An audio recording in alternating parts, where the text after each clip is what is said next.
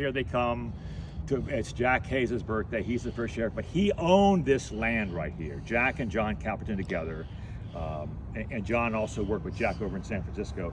All the land was owned here, and then why? I always want to know, why is this school here? Why is this all here? And the answer is, somewhere along the line, the Cohen family purchased this entire block from the Hayes family. Jack Hayes dies in 1882. And then if you go down to Central and Page Street, right across the way is Washington Park. There was a big, huge house in Washington Park, and Susan Hayes lived in that house. Jack Hayes' wife lived in that house because there's a guy, a real estate guy, who traded all of the Hayes property up in the Oakland Hills. Fernwood it's called. And so there was actually a Fernwood neighborhood up there. That was the name of Jack Hayes' estate. And so there's a guy who trades the property up in the Oakland Hills, Fernwood, for the property where this big house was. By the time this negotiation was done, Susan Hayes, the wife, was living in this house over here, and then she passes away, and the house went to rack and ruin, and at midnight one night it catches fire. Kind of thing. So the school here was put on the property early 1920s, and they called it the Versailles School, not for sale school, the Versailles School. And then later on, they started honoring Edison, and this is part of it. They renamed it Edison School. We have Edison Court over here. So Thomas Alva Edison was very much revered, credited with too much. He didn't really do all the stuff he got credited for, but they renamed the school for Edison. And then we'll walk up the street here in a minute, and we're going to see on the corner there where one of the members of the Cohen family, Edward Cohen, lived. His house is now gone. And Edward Cohen was, at his time, a very revered photographer. And he took a lot of very interesting pictures all over California, and all the pictures have these beautiful clouds in them. So every time I see these pictures, or clouds, I call them Edgar Cohen clouds, because all Edgar Cohen's pictures all have these clouds in them. Then right here, you have the entranceway to the Fernside estate. So everything on the other side of the side was all Fernside. The road ended right here. You couldn't take a left. There wasn't any road to take a left on. So, and there was a fence. You got to picture this: over 6 feet tall, wooden fence stretching from what is now Fernside, named for the estate, all the way up to Central, with one little tick in it, which I'll talk about when we get there. One little bump in it on Lincoln.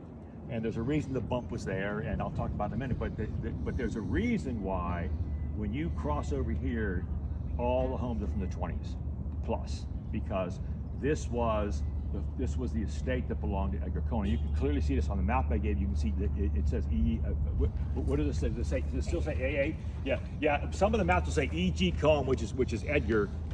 When they made the map, A.A. Cohen passed away in 1897 or 1898, and the later maps will say Edgar Cohen or so this map still has the dad as the owner. A.A. Cohen's the father, and he built the biggest estate, the biggest house in Alameda, probably the biggest house in all of Alameda County at one time on this estate here. He had a railroad. 1863, he ran a railroad, started running trains on 1864, and he sold that railroad to Leland Stanford, and the Central Pacific Railroad had way too much money and built this big, huge house with his money. So 1868-ish, and he is worked as an attorney for the Central Pacific Railroad. And the poor guy, you'll say, and he died in some little town in Kansas. And you go, what's he doing in this little town in Kansas? And the answer is, he was on his train coming back from New York, and he died on the train coming back from New York. We have an interesting sidelight here about the water, where we had a waterworks here in Alameda, and the water wasn't supplying enough water, and they had to go over to the other side around where the Coliseum is and run water over here, and they had to run water through Mrs. Cohen's property, and they gave her a choice, interesting choice, $100 a year or some fire hydrants. She took the money, and guess what happened to the house? It burned down. The house burned, and the firemen could just sit there and watch, and nobody thought of. My fireman friends always say the first thing you do is turn the gas off. Well, nobody did that. There was gas in the house, and the gas kept feeding the fire, and nobody would go near it.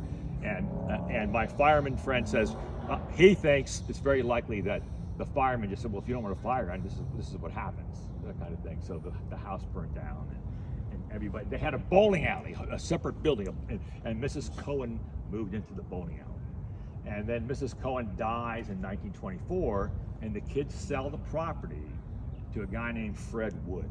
And Fred Wood is a developer. We have North Wood and South Wood. That's Fred Wood's name. And so Fred Wood developed all this between 1924 to 1930ish. Nothing on the other side. This is all farmland on the other side of the street. And as we walk along here, you want to picture there's a big, huge 6 foot or 8 foot, however tall, wooden wall.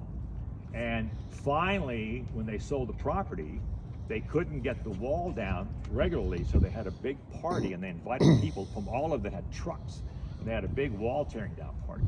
So this is not just 2 years. Every place in Alameda, every place in Oakland, and you name the city. This is not just Alameda. We have some historians here. They're acting like this is only Alameda.